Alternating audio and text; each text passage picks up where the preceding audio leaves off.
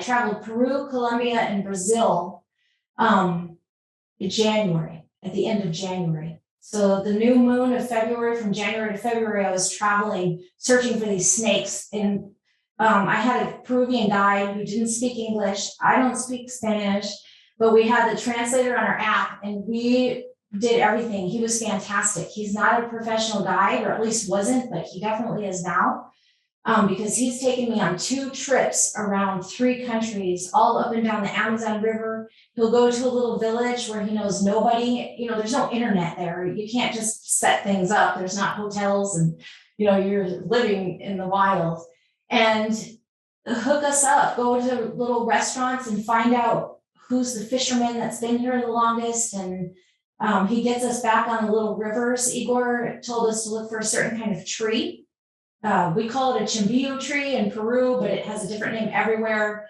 And I don't know all the names. And this was all in to hunt for the Amazon basin emerald tree boa. That was my sole purpose of these trips. That is amazing. Yep. So we searched high and low through 3 countries, never found another Batisi. And I've done that trip twice this year, trying to find another Batisi. And they're just not that easy to find. And then also in the 3 frontiers where we traveled, Brazil, Colombia, and Peru is so well trafficked. There's nothing left there. So when I found this Batisi, Esmeralda, that's what they're called in South America, the Esmeralda. When I found this one, I was in South Central Peru, like a little tiny bit south of the center. And I would really like to go back there sometime. But I just really wanted to find one closer to Brazil, because that's where they have a bigger chance of having a stripe. But then Igor told me that there are only 2 small islands in Brazil where the striped Batisi come from. So I would like to take a trip there one day, but now I've gotten so spoiled in Suriname. I've been to Suriname and Guyana twice now, and it's amazing. You don't even have to search. The emeralds are hanging off the trees like Christmas ornaments, literally, and Amazon tree boas. So I think I would probably just want to keep going back to Suriname. Yeah. Well, you have some incredible photos on your Instagram holding like handfuls of emerald tree boas and Amazon tree boas too, which, I mean, in the hobby, both of those species are considered animals that can be a little bit aggressive and very bitey. They both have quite large teeth. And there you are holding wild caught. It's amazing. I had a fantasy. Every time I have a fantasy, I get really lucky. I get to do it. But I had this fantasy that I could hold wild emeralds the same way I hold my emeralds. And the way I started out with these guys, which I still do, is they're really easy to get at nighttime. At night, people think they're aggressive and mean at night. But like right now, the way Isis is, I could probably put my hand under her. She's not going to be triggered because my hand is not hot enough. Mm-hmm. But I could put my phone under her and she would definitely bite it. It's possible she could bite my hand, but not her. Maybe a different animal would that's not used to being around people.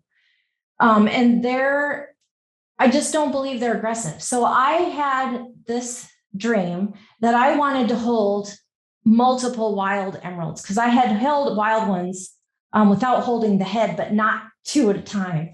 And I never got it on a video. But what happens is you just, like you saw me do with Zoltus, he was dead set on going on a different vine. And I wanted him to crawl in front of us. So all I had to do is move his head until his eyes came off what he wanted to see onto what I wanted him to see.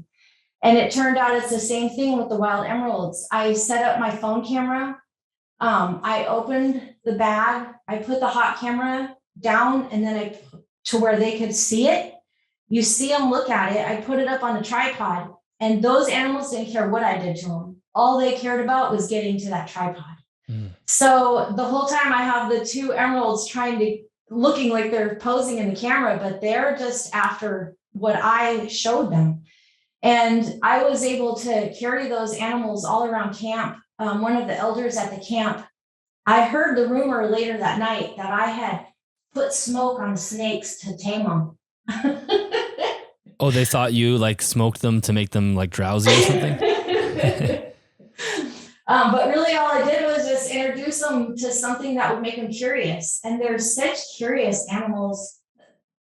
Another thing about the habitats, just because I'm thinking about it, just really makes me feel sad that they don't have smells and things to explore. They're so curious. They love to, at nighttime, if I offer these vines into their enclosure, the minute they wake up, they go directly to that new thing. Or if I put a new plant or switch one out, they wake up and go right to it. They are super curious. Yeah, inquisitive. And so you're saying it's sad to see them in a very plain environment, but considering there's literally nothing for them to investigate. They're very investigative. Yeah, that's amazing. But yes, that's how I did it with the wild ones. I have no experience with Amazon tree boas except in the wild. I've never even seen one in captivity. I only have seen wild ones, but I've probably seen 100 because the Amazon tree boas, I said emeralds in Suriname are like Christmas ornaments. Well, the Amazon tree boas are like that everywhere you go. Oh, wow. Even when there are no animals, there are no caiman, no frogs, no nothing. You can still find Amazon tree boas. That's wow. And did you take any bites from any of these snakes while you were trying to? Oh, you did, yeah. Yeah. I took some bites from the smaller ones because I didn't care. And I know it was just there was the guy that I went with had a bucket filled with a bunch of little ones because in nature, when they catch the snakes, they just put them all into one bag. They do separate them sometimes, but I've seen them also put them in bags when I've taken trips with, different people who collect snakes. They'll put multiple snakes in one bag. And in this particular case, there were a bunch of them in a bucket, and I was just trying to get them out and kind of rinse them off a little bit because they smell pretty bad.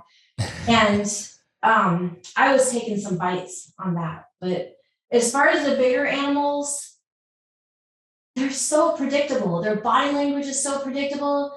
If they S up, you just, take a stick and you don't have to hold their head with a fork, but I just like take the stick and rub it under their chin and put their face to see something. As long as they can see there's a tree in front of them, or like I said, my camera and tripod, if I could get them to focus on that, then I can just do what I want with them. Yeah, that's incredible.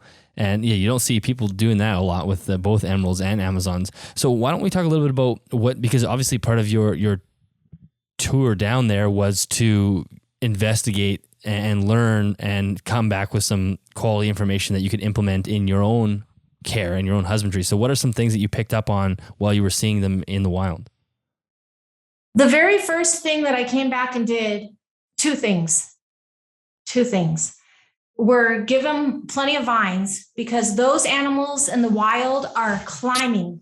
They climb so high up in the trees, you can't even see where they go. I mean, not just the foliage, but they just go so high. And then they travel, like you can find the same one. The first time I went to Peru and we found this Patisi, they put a tag inside of her.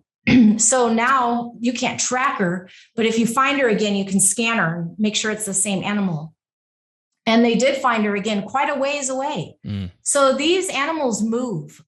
They spend a lot of time slithering.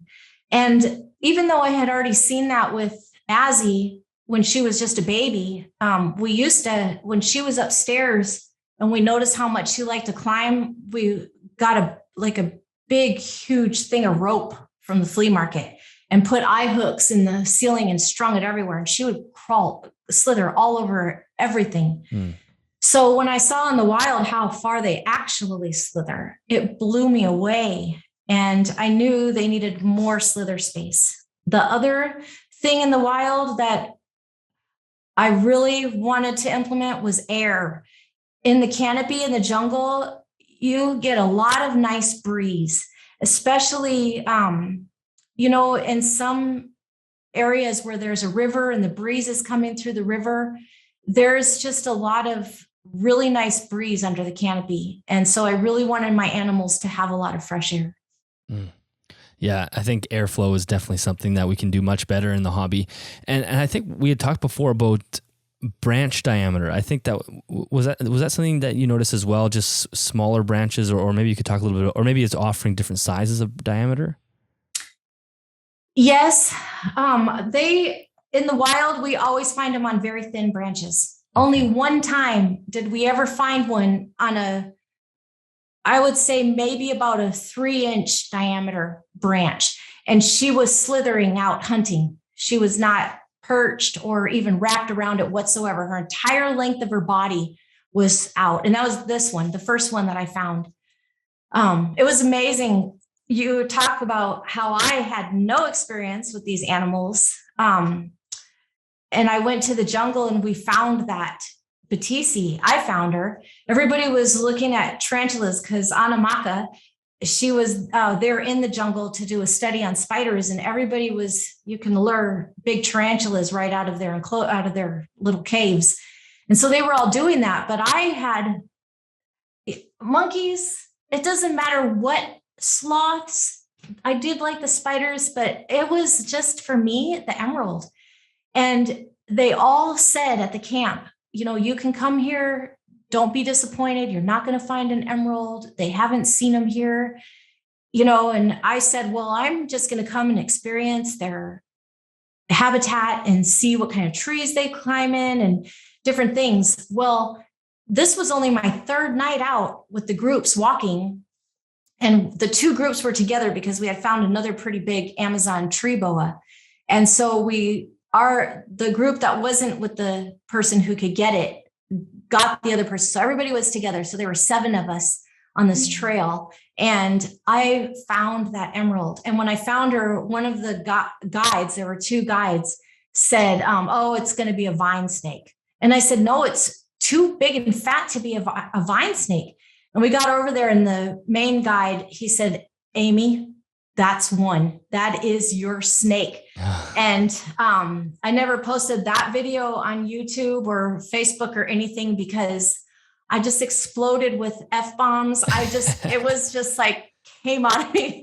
And I was so excited. It was the most fabulous moment. I couldn't believe after everybody said, no way, no way. And I found her, and she was just all the way stretched out. She was just about a little over 3 feet long. And on that particular trip, I was with a group of researchers. So the animals were taken back to camp, sexed, measured, weighed, chipped if they were something special, which we would get a dozen snakes at night. So we only chipped, I think, 2 the whole time I was there and I was there for 1 month. Wow. And so I don't remember what I was saying, but the animals crawl a lot. They go. Oh, we were talking about the diameter of the branches. I think you were just saying that was the one that you found in thicker branches, but for the most part, they seem to be on very small, spindly things. Always. And and all of the people that I've spoken to who catch these animals say the same thing. They're always wound around something very small. Interesting. Well, that's a great tip for people too. Just setting up your enclosure wise, offering much, because you see a thicker body snake, you don't often offer these little spindly branches because you think it's going to be too small, it's going to snap. But really, they're quite delicate creatures, and you don't even know how important that might be for their physiology. They're contracting their muscles tighter to grab the smaller branches and whatnot. Yes. And they definitely need variety and many branches to slither on. They need many, many branches, many vines. So 1 dowel is not enough. No, even 3 dowels, because you could, if you see how I've twisted all of these vines together, I created all of these I try to make it natural, but see how this loop is like this? Look, you can even see right here. There's a piece of shed. Yeah. Get on there. And these animals, they will put their head through there and their whole body, and they just love it. And it can move, it stretches if they need it to stretch, but they don't. They like to do that. I think it feels good. Squeezing through basically small gaps in these branches. Yeah. Mm-hmm. And I've seen them back out of them. All these little things are strategically put there because the animals, they really they feel secure. They'll like stick their whole tail in there and wrap it all around and then get their body like in all different parts of it. And they just love it. So they might thrive in certain situations, but really if there are pets. I know they're not pets for everybody, but a lot of us consider them pets and we're scared. Like when I first got asthma, I posted